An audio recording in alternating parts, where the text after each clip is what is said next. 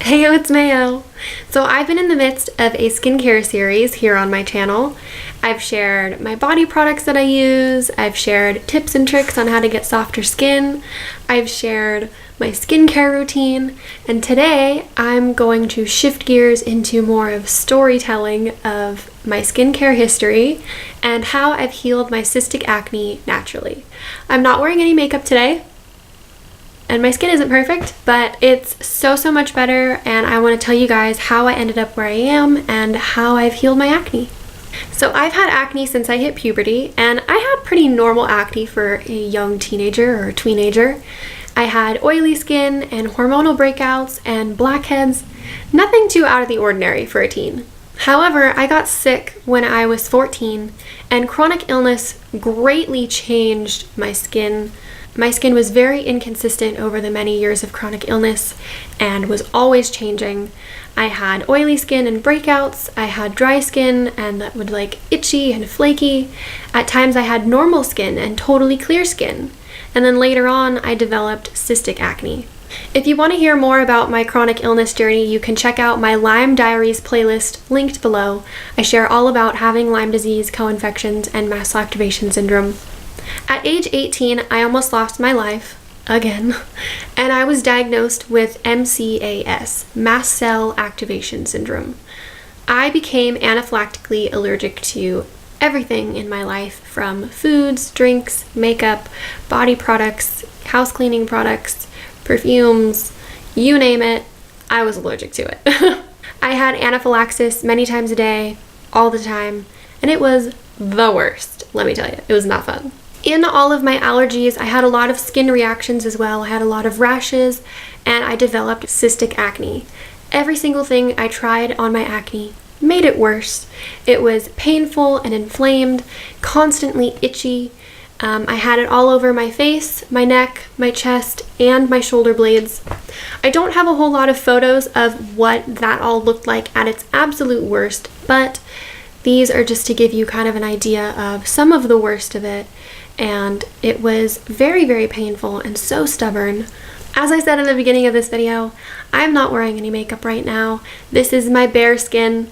It's not perfect, but it's so much better than what it used to be, and I have worked so hard to get it to where it is now. Over the years, I have tried everything on my skin, and I really mean that. At the worst of my mast cell activation syndrome and the worst of my cystic acne, I was forced to just take my skincare into my own hands, and I had to learn a lot about skincare and ingredients and the products. And granted, I'm not a professional, I was not trained in these things, but I did learn a lot about skincare. And in that learning, I also saw a lot of patterns in what worked well for me and what didn't work well for me. I thankfully found natural makeup that works fantastically for my skin. I found natural body products that work great for my skin. I have shared those things in videos already, and I will link those below in the description box if you want to check those out. I also shared in my last video that I created my own unique skincare routine, and you can check out that video if you want to see my skincare routine. Along with putting healthier things on my skin, I also wanted to focus on healing the inside of myself and the root cause of my acne. Over the years, I had mostly done things that were treating the surface of my acne. I was doing, the skincare lines that were antibacterial. I was cleaning my face often. I was keeping my pillowcase clean. I was keeping my face clean, so obviously it wasn't a bacterial surface issue. There was something going on inside my body as well as the surface that was causing this cystic acne. Yes, treating the acne from the surface, like I said, having the clean makeup, having clean body products, having good skincare, keeping my pillow clean, keeping my face clean, not touching my face, not picking at my face or the acne. Those all did help a lot. But I also focused on healing the inside of my body, the root of my acne, the cause. What was causing this acne and this inflammation on my skin? Obviously, treating my illnesses was a huge part of that, because my acne got so much worse when I became chronically ill with Lyme disease and co-infections, and it got so much worse when I developed severe mast cell activation syndrome as well. Treating my illnesses properly helped hugely.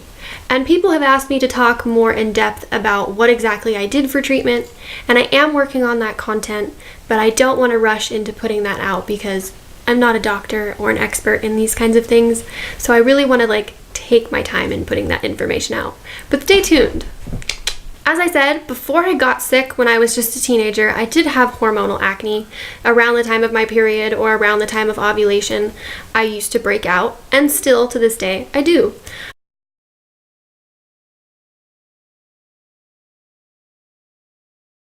That's kind of normal to have hormonal breakouts. I had a lot of hormonal imbalances that I worked on a lot, and most of it corrected itself with treating my illnesses. People have asked me to talk more in depth about female health and hormonal things, and again, I am working on that content, but I'm taking my time in putting that out because I want it to be correct information, and I want to be thoughtful in that content.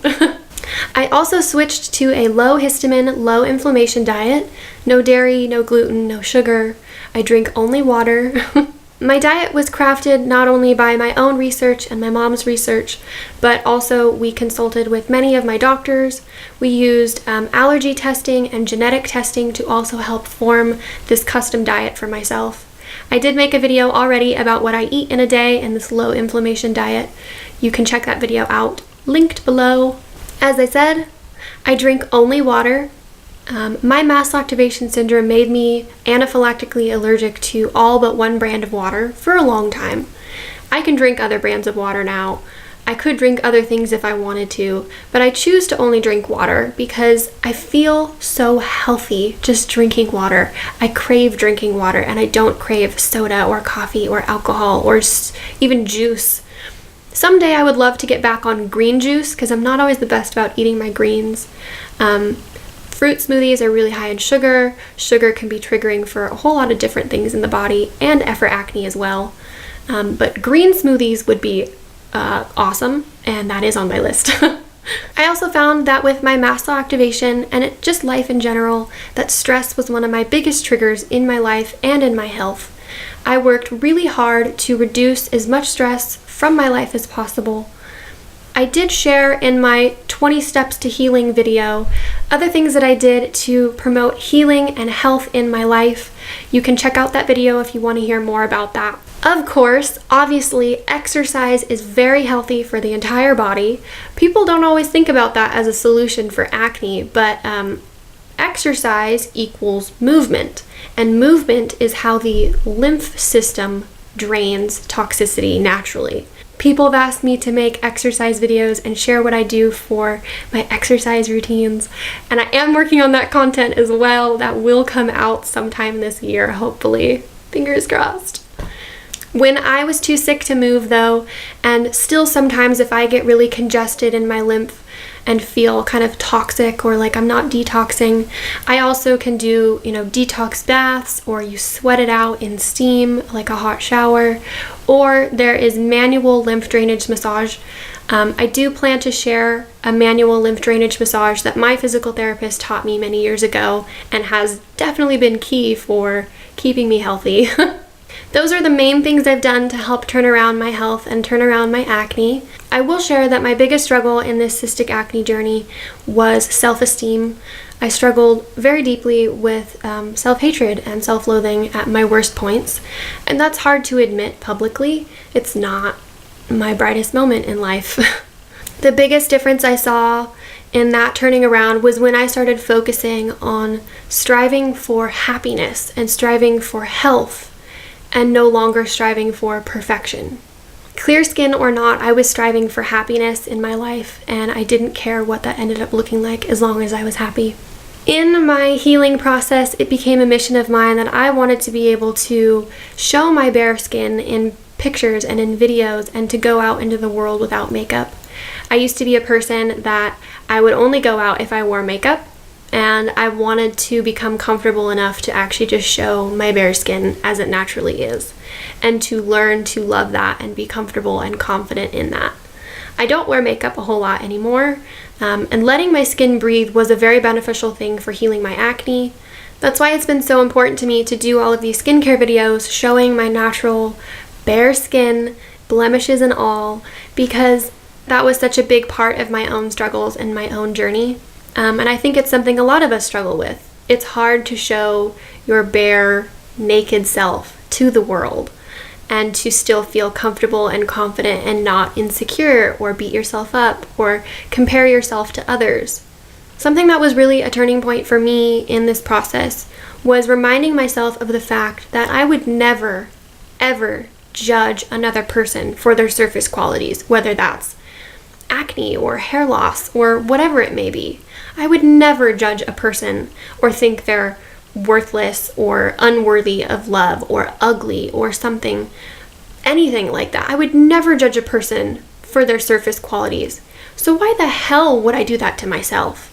Why would I go look in a mirror and see all of my imperfections? Imperfections, may I just add. They're not imperfections. They're natural, normal things. People get acne. People have hair loss. These are normal occurrences in life, whether you're healthy or not.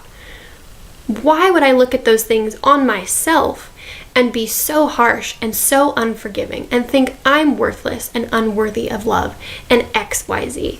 Why would I do that? Doesn't make sense. I'm a person who I'm so quick to give love and acceptance to other people, and I'm my own worst critic, and I'm so stubborn to give those same things to myself. So I had to really remind myself so much to love myself in the way that I always unconditionally love everyone else. Healing takes so much time and patience and forgiveness on yourself. Like I said, so much of this is just normal human stuff, and it's so important to just allow yourself to be that. Allow yourself to be human, because your skin will heal at its own pace, and beauty and worth are so much more than skin deep. Your worth is not defined by how your skin looks, period. In all senses of what that can mean. 100%. Listen to that, read it, write it, look at it. Your worth is not defined by however your skin looks.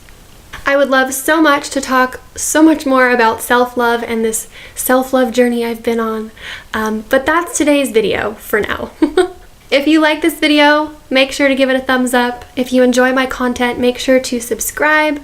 If you ever have any topics you want to hear me talk or write about, then make sure to leave it in the comments below, or you can message me on social media.